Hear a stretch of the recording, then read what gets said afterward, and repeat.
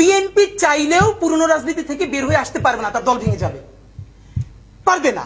Even NCP আজকে যে কারণে বলছে, এনসিপি এখন পর্যন্ত পলিটিক্সটা ফুল ফেজ শুরুই করে নাই, এই জন্য সে বলতে পারছে। কিন্তু এটা তো সত্য কথা, আওয়ামী লীগের পুনর্বাসন ছাড়া এনসিপির পলিটিক্স দাঁড়াবে না। বিএনপি যখন সাইজ হয়ে যাবে মোটামুটি, সেটা ইন্ডিয়ার মাধ্যমে হোক, এজেন্সির মাধ্যমে হোক, XYZ আরো অনেকের মাধ্যমে হোক, এরপর এটা জামাতের উপরে আসবে। তো বিএনপি যে কয়দিন পারলো তো পারলো, জামাত পারবে না 3 দিনও। এরপরে চূড়ান্ত খেলাটা হবে এনসিপির সাথে।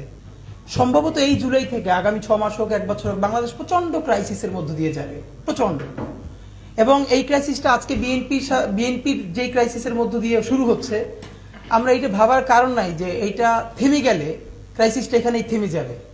এটা বিএনপির সাথে ঘটবে এর কিছুদিন পরে। বিএনপি যখন সাইজ হয়ে যাবে মোটামুটি, সেটা ইন্ডিয়ার মাধ্যমে হোক, এজেন্সির মাধ্যমে হোক, XYZ আরো অনেকের মাধ্যমে হোক, এরপর এটা জামাতের উপরে আসবে। তো বিএনপি যে কয়দিন পারলো তো পারলো, জামাত পারবে না 3 দিনও। এরপরে চূড়ান্ত খেলাটা হবে এনসিপির সাথে, এবং এনসিপি পারবেই না। তো ফ্যাক্ট হলো আমাদের দুটো লড়াই একসাথে করতে হবে। আমরা কোনো রাজনৈতিক দলকে এককভাবে এই দেশকে বর্গা দেই নাই। যারা আজকে বিএনপির বিরুদ্ধে বলছে তাদেরকে একটু ভাই মনে করাই দিয়েন, তারেক রহমানের কাছে সবার কিন্তু হাজিরা দেয়া লাগবে। তো তখন আমি বললাম, ভাই এই কথার কারণেই আপনারা ডুববেন। শেখ হাসিনার কাছে এই দুনিয়ার সবার হাজিরা দেওয়া লাগে নাই। এই হাজিরা যে দেয়া লাগবে এই কথার কারণেই তার এখন দিল্লিতে গিয়ে হাজিরা দেওয়া লাগতেছে। তো শেখ হাসিনার যদি দিল্লিতে হাজিরা দেয়া লাগে, তারেক রহমানের কাছে সবার হাজিরা দেয়া লাগবে, এটা একটি স্টুপিড কথা। বরং এই কথাটাই বলতে পারতে হবে, তারেক রহমান যা করেন নাই সেই দায় তার উপর চাপিয়ে দেওয়া যাবে না। তারেক রহমান যা ভালো করেছেন, ভেরি গুড, সেটা আমাদেরকে বলতে পারতে হবে। প্যারালালি আমরা এই রাষ্ট্র কায়েম করতে চাই, তারেক রহমানও সমালোচনার ঊর্ধ্বে নন, এবং তিনি ভুল করলে তার সামনে বসেই সমালোচনা করে পারতে হবে। এবং সেজন্য আমার রাস্তায় ধরে কেউ বলবে না যে তারেক রহমানের কাছে কিন্তু আপনার যাওয়া লাগবে। তখন বললাম, ভাই হাসিনার কাছেই তো সবার যাওয়া লাগে নাই, তারেক রহমান সাহেব তো আরো অনেক পরের কথা। তো এর মানে হলো আমাদের সামাজিক মনস্তত্ত্ব। আজকে যেই সমস্যা বিএনপির, এটা কালকে জামাতের সাথে ঘটবে, পরশু এনসিপির সাথে ঘটবে।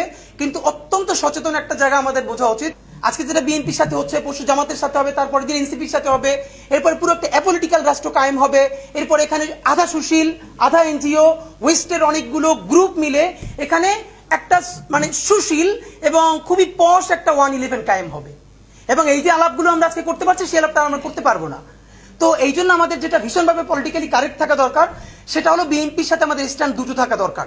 একটা হলো বিএনপি যেহেতু দাবি করেছে সব থেকে বড় দল, সুতরাং সব থেকে বেশি গালিটা তাকে সহ্য করতে পারতে হবে। এই সহ্য করার হিম্মত ক্ষমতা যদি সে হারাই ফেলে, আওয়ামী লীগের পরিণতি বরণ করবে। কিন্তু এর মানে এই না যে আমরা আজকে খুবই বাজে একটা কাজ হয়েছে, আমি জানি না এটা কারা করেছে, না বুঝি করেছে, এটা আমাদের জুনিয়রদেরকে বুঝাতে হবে। দেখলাম যে মিডফোর্ডের দিকে মনে হয় আমাদের আইডিয়াল কলেজের কিছু ছোট ভাইয়েরা গিয়ে সেখানে শহীদ জিয়ার ছবি অবমাননা করেছে। খুবই বাজে কাজ, এই অর্থে বাজে কাজ। এই জন্য আপনার আমাদের বিএনপির এজেন্ট বললে কোনো লাভ নাই। বাংলাদেশ শহীদ জিয়া বিএনপির একক অ্যাসেট না। ইভেন আমরা তো বেগম খালেদা জিয়াকেও বিএনপির একক অ্যাসেট বলি না। শহীদ জিয়া বাংলাদেশপন্থী রাজনীতির যে আইকনের জায়গা, সেটাকে যদি আপনি ধ্বংস হতে দেন, তাহলে বাংলাদেশপন্থী রাজনীতিটা দাঁড়াবে কিসের উপর? প্রত্যেকটা দেশে পলিটিক্সের জন্য, নেশন বিল্ডিং এ, স্টেট বিল্ডিং এ তার কিছু ক্যারেক্টার দরকার, কিছু আইকন দরকার, কিছু হিরোজ দরকার। তো আমাদের হিরো কারা হবে? শহীদ জিয়ার মতো সৎ একটা ক্যারেক্টার গত 100-200 বছরে কি বাংলাদেশে এসছে? তো এটাকে আমরা জাতীয় সম্পদে রাখবো না?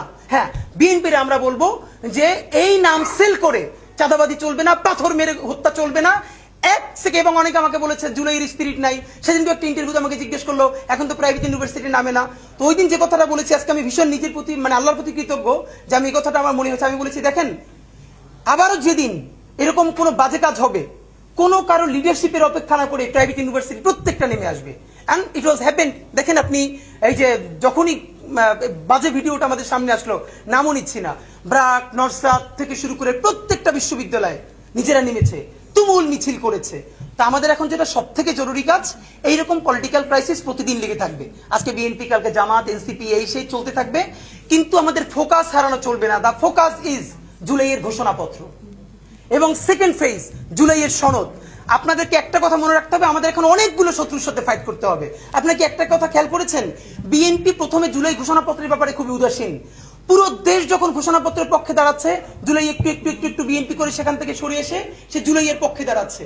যেই বিএনপি প্রথম বলেছে এটা কোনো লিটারেচার, এটাকে সংবিধানে নেওয়ার কোনো মানে নাই, খুবই বাজেভাবে বলেছে, সেই বিএনপি এখন বলছে এটা সংবিধানের তফসিলে যুক্ত করা যায়।